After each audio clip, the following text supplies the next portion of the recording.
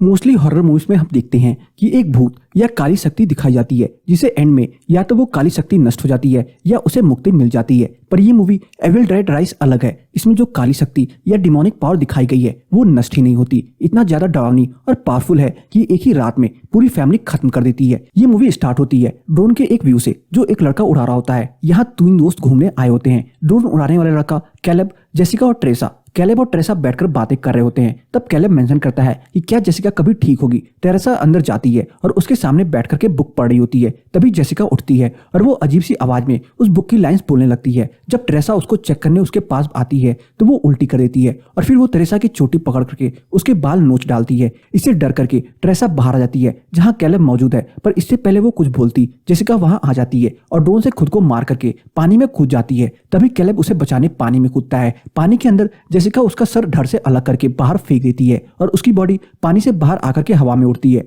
और यहाँ पर मूवी का इंट्रो आता है और अब स्टोरी एक दिन पीछे चली जाती है। यहाँ दिखाते हैं बेथ नाम की एक लेडी वॉशरूम में बैठ करके प्रेगनेंसी टेस्ट कर रही होती है और वो पॉजिटिव आ जाता है। ये देख करके वो बहुत ज्यादा डर जाती है। अब दिखाते हैं एली की फैमिली को और उसके 3 बच्चे हैं। सबसे बड़ा लड़के का नाम डैनी है, उससे छोटी एक लड़की ब्रिजेट और उसकी सबसे छोटी बेटी कैसी। तभी बेल बजता है और एली दरवाजा खोलती है और देखती है कि बेथ सामने खड़ी है। बेथ और एली बहनें होती हैं। बेथ एली और उन सब बच्चों के लिए बहुत सारे गिफ्ट्स लाती है और वो एली के हस्बैंड के लिए भी गिफ्ट्स लाई होती है। और इसके बाद एली बच्चों को पिज्जा लाने भेज देती है और बेथ को बताती है कि उसका हस्बैंड उसे छोड़ करके चला गया था। बेथ उससे बोलती है कि उसने उसे बताया क्यों नहीं। तब एली बोलती है कि उसने उसे 2 कॉल्स किए थे। वो दोनों बात कर ही रहे होते हैं कि तभी वहां अर्थक्वेक आ जाता है। नीचे बच्चे भी पार्किंग लॉट में फंस जाते हैं। तभी अर्थक्वेक की वजह से वहां एक बड़ा सा होल हो जाता है। डैनी अंदर जाकर देखता है कि नीचे बहुत सारे लॉकर्स थे। वो जगह एक पुराने बैंक जैसी लग रही थी। वहां बहुत सारी अजीब अजीब चीजें थी जैसे सारे क्रॉसेस और एक पुरानी फोटो जिसमें प्रीस्ट खड़े थे। वो ये सब देख रहा होता है। तभी उसके ऊपर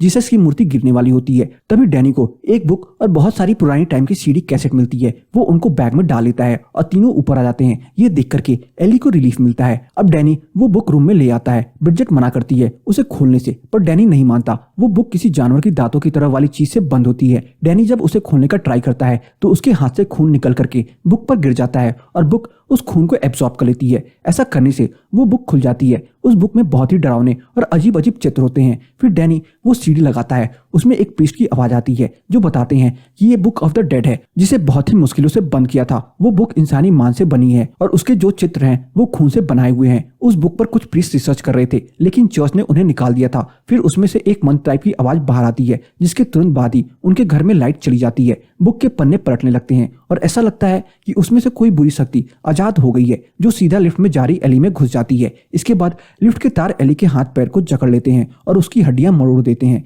ये सब देखकर लगता नहीं है कि एली जिंदा बची होगी। वो सीन ऐसा ही लग रहा था जैसे बुक के खुले पन्ने पर था। अब वो घर वापस आ जाती है और गेट पर खड़ी होती है और अंदर आ जाती है और उसे देख करके ये तो साफ था कि वो ठीक नहीं है। एली किचन में आकर के कच्चे अंडे पकाने लगती है और अजीब अजीब बात बोलती है। बेथ और सब बच्चे ये देखकर बहुत डर जाते हैं। तभी एली बोलती है कि वो उसके अंदर घुस गई है और बेथ से उसके बच्चों को बचाने के लिए बोलती है। तभी उसे उल्टी होती है और वो बेहोश हो जाती है और डैनी और बेथ उसे रूम में लिटा देते हैं और मान लेते हैं कि वो मर गई है। वो दोनों एली को रूम में लिटा देते हैं। उनके पड़ोसी भी वहां आ जाता है और एली की आंखें बंद करता है पर वो एकदम से खोल देती है। वो उसकी आंखें वापस से बंद कर देता है। बेथ एली के पास बैठ करके बात कर रही होती है। तभी उसका फोन बजता है और उसमें से एली की आवाज आती है। वो अंदर चल रही है। अब एली उठकर बैठ जाती है। ये देख करके बेथ को लगता है कि वो जिंदा है। वो एली को छूती है तो एली बहुत ज्यादा गर्म होती है। डैनी की मदद से वो उसे टब में लिटा देती है लेकिन तभी एली उठती है और दीवार पर चढ़ने लगती है और टब का पानी भी उबलने लगता है और अब वो सब पर अटैक करने आती है। तभी वो ब्रिजेट पर हमला कर देती है और उसके मुंह पर एक निशान बना देती है। इससे पहले वो ब्रिजेट को मारे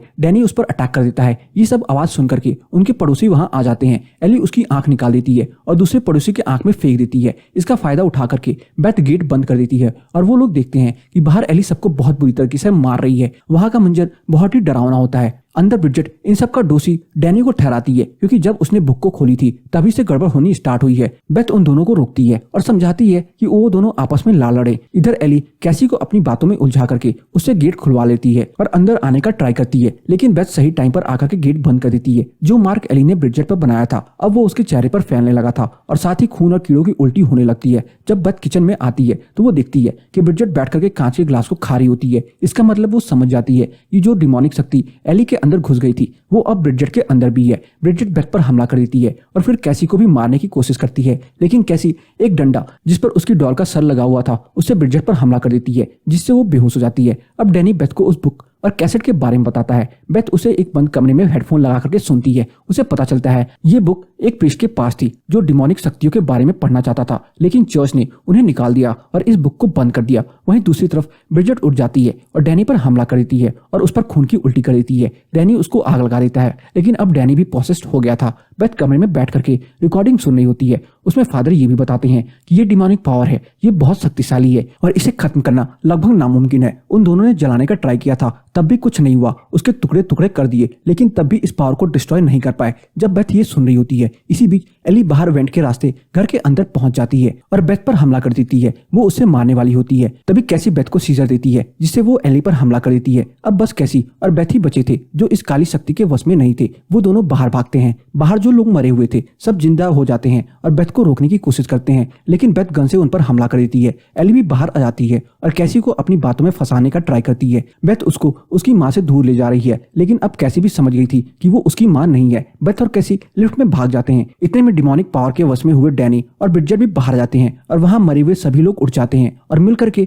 एली की बॉडी खाने लगते हैं। वो डरावनी बुक जिसकी वजह से ये सब हो रहा था उसमें से एक पन्ना खुलता है और उस पर एक अजीब सा क्रिएचर बना होता है। बाहर सबकी बॉडी आपस में मिल जाती है और वो लोग बुक जैसे ही क्रिएचर में बदल जाते हैं और लिफ्ट में आ जाते हैं जिसमें बेथ और कैसी थे। बेथ किसी तरह उसको रोक लेती है, लेकिन अब लिफ्ट में खून भरने लगता है और धीरे धीरे उसका लेवल बढ़ने लगता है। जब नीचे जाकर लिफ्ट खुलती है तो कैसी और बेथ दोनों खून में लथपथ होते हैं और वहां मानो खून की नदी बह जाती है। वो लोग कार में बैठते हैं और जैसे ही भागने का ट्राई करते हैं वो अजीब सा क्रिएचर आकर के उन पर अटैक कर देता है। वो दोनों उससे बचकर भागते हैं, लेकिन तभी पार्किंग लॉट का गेट बंद होने वाला होता है और बेथ और कैसी दोनों उसकी तरफ भागते हैं। इस बीच बेथ तो बाहर आ जाती है, पर कैसी को वो क्रिएचर अंदर खींच लेता है। अब वो क्रिएचर आरी जैसी मशीन जिसे चेनसॉ भी बोलते हैं उससे कैसी को मारने वाला होता है। तभी बेथ अंदर आ जाती है और कैसी को बचा लेती है। इसी लड़ाई में वो उस क्रिएचर को उसी चेनसॉ से काट करके श्रेडेड मशीन में डाल देती है, जिससे वो क्रिएचर के टुकड़े भी नहीं बचते। वो क्रिएचर एक्चुअली में उसकी बहन और बच्चों से बना था। ये सीन इमोशनल भी होता है। ऐसा करने के बाद वो दोनों वहां से भाग जाते हैं,